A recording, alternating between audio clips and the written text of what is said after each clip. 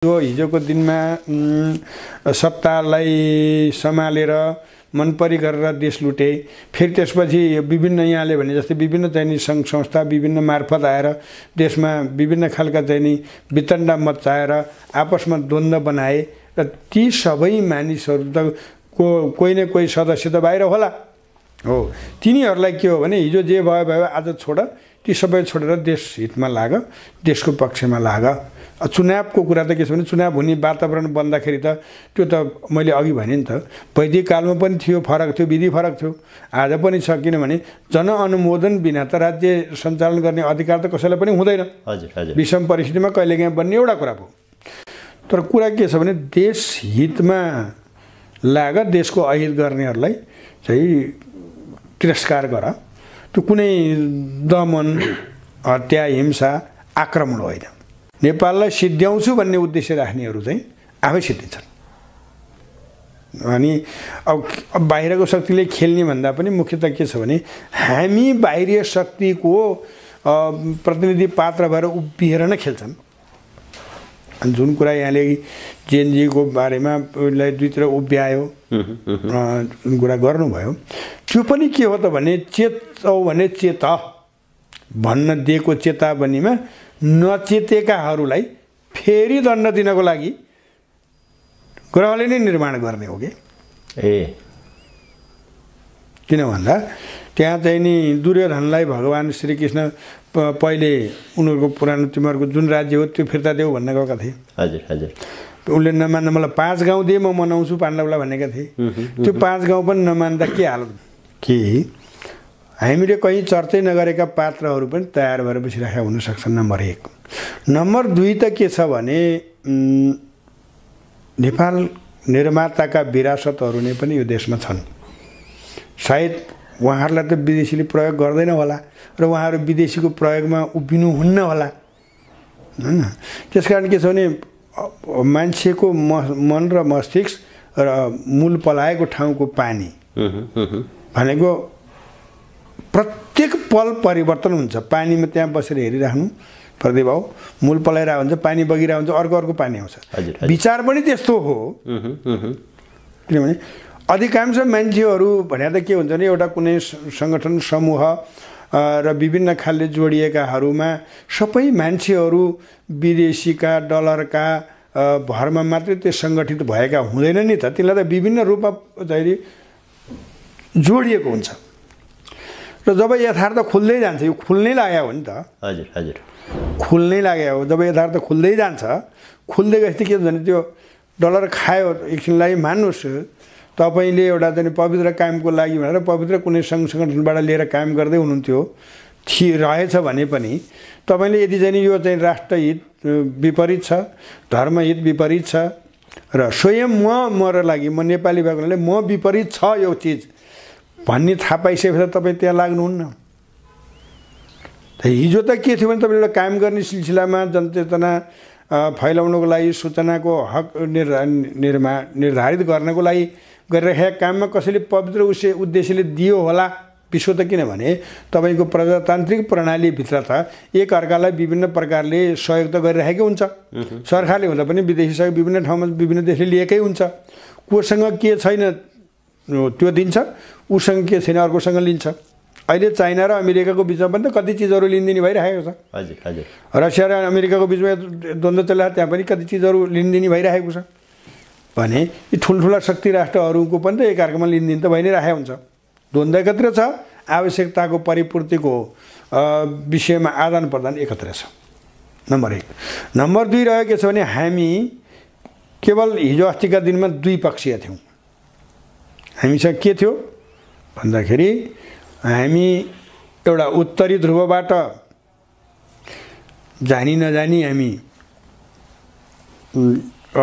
अलिकति दबावमा थियौँ भने अर्को चाहिँ के छ भने दक्षिणी तर्फबाट थियौँ र त्यसको तेस्रोमा चाहिँ के थियो भने आफ्नो हितको लागि जुनसुकै बेला मलाई आवश्यक पर्छ नेपाल भनेर दूर देशको थियो। र यी त्रिपक्षीय जुन हामीमा परेका जुन प्रभावहरू हुन् त्यो अहिले बहुपक्षीय भयो र हाम्रो इतिहासलाई हेर्दा र रसियाको गतिविधिलाई हेर्दाखेरि अब अहिले बीचमा जुन निस्तेज र निष्क्रिय रूपमा बसेको रसिया नेपालको लागि हिजोको दिनमा पनि नेपालको निर्माण र विकासको लागि ऊ एकदमै अग्रसर थियो। अब ऊ फेरि अग्रसर भएर आउँछ नै, जसले गर्दाखेरि यी हामी बहुपक्षीय हुन्छौँ र सबैभन्दा बढी हामीलाई पर्ने नोक्सान, हामीलाई आउने पीडा र हामीलाई आउने बाधाहरूको परिणाम त यदि आफूलाई सुधारेन, छिमेकीप्रतिको व्यवहारलाई सही रूपमा अवलम्बन गरेन भने ठुलो क्षति त भारतलाई हुन्छ, हामीलाई भन्दा पनि। त्यसकारण अबको भनेको के छ भने यो बहुपक्षीय चासो भित्र आफ्नो स्वार्थले नेपाल हितमै उभिन पर्ने भएको हुनाले यहाँ विभिन्न तौर तरिकाले देखिएका हुन् र अन्तिममा गएर उनीहरूले पनि नेपालका हित गर्नेलाई नै समर्थन गर्नुपर्ने बाध्यता हुन्छ केही समयको लागि, जुन बाध्यताले हामी 100औं वर्षका लागि हाम्रो चाहिँ नि अग्रगमनको बाटो खुला हुन्छ। त्यसकारण यो दुष्प्रयास कसैले पनि नगरे हुन्छ। ग्रहले नेपाललाई पूर्ण रूपमा साथ दिएको छ र हामी नेपाली जन्मैदेखि स्वाभिमानी रहनका लागि हामीलाई मुस्किल परेको बेलामा फेरि ग्रह परिस्थितिले हाम्रो स्वाभिमान उजागर गर्नको लागि यो अवस्था ल्याएको छ र यी विभिन्न तरिकाले नेपालभित्र खेल्ने प्रवृत्तिहरू निश्चित हुँदै जान्छन्। अब कुरा रह्यो यो हजुरको भनाइमा जस्तो चाहिँ नि अब विभिन्न एनजिओ आइएनजिओ डलर, हजुर हजुर, त्यो संसारको जुनसुकै कुनामा यो खुला अर्थतन्त्रको र आज खुला समाजमा हामी जब प्रवेश गरिसक्छौँ सायद यो ग्रहभन्दा फरक पर्छ होला।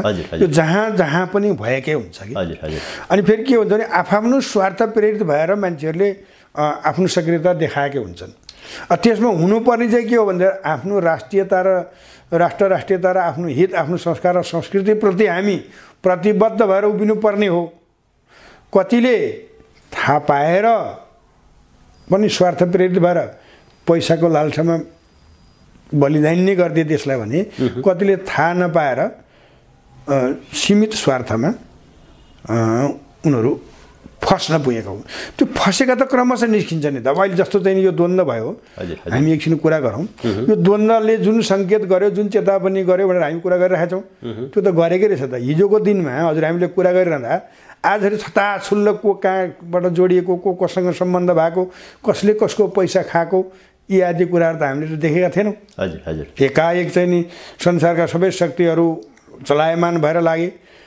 अरबौँ डलरको रूपमा खर्च भयो अमेरिकाको चुनाव, जहाँ चाहिँ डोनाल्ड ट्रम्प आकाशमा जित्न पुगे र उनले चाहिँ नि कति चिजहरू हाम्रा आन्तरिक रूपमा लुकी छिपिरहेका कुराहरू खोलिदिए हैन र।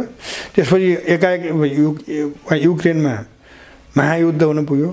त्यसपछि यहाँ रसिया एसियातिर अलिकति सक्रिय हुन आयो हैन।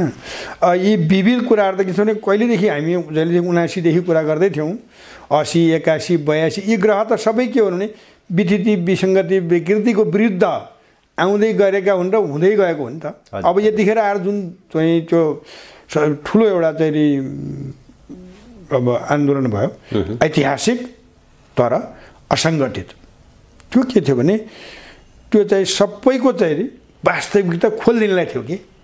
त्यो चाहिँ सबैको वास्तविकतालाई खोलिदिनको लागि थियो। अब नजानेकाले खाएकाबाट प्रायश्चित गर्ने मौका भयो। हजुर हजुर, जानेर खानेहरूको समाप्तिको अवस्था आयो। सत्य र असत्यको एउटा विश्व परिवर्तित रूपमा हो यतिखेर।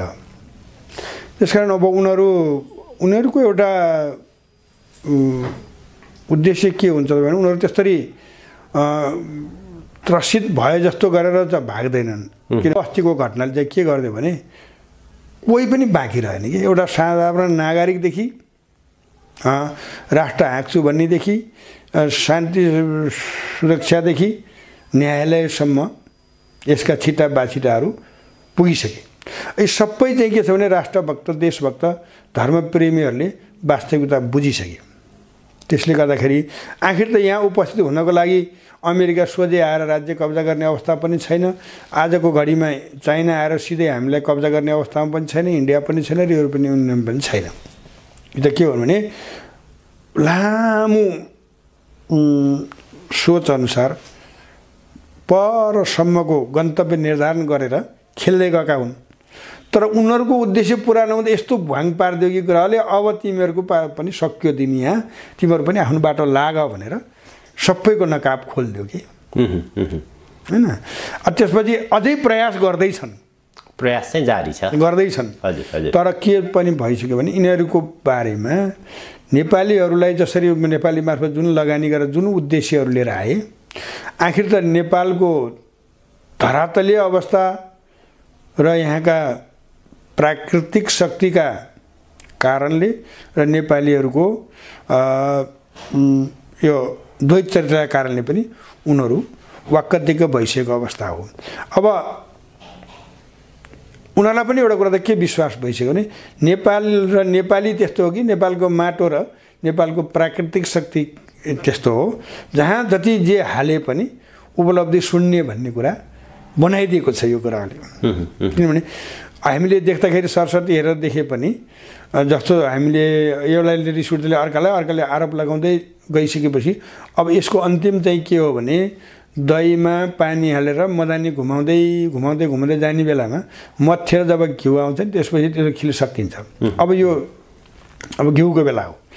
अब यहाँनिर चाहिँ प्रतिभा हो अलिकति बुझ्नुपर्ने कुरा के छ भने त्यही मदानीमा हेर्नु पर्यो कि अब ठ्याक्क घिउ झिक्ने बेला चाहिँ भयो, यदि झिकेनौँ हामीले भने त फेरि पनि चलाइरह्यौँ मदानी भने चाहिँ हजुर त्यो घिउ त पग्लेर फेरि मै तरल भएर जान्छ।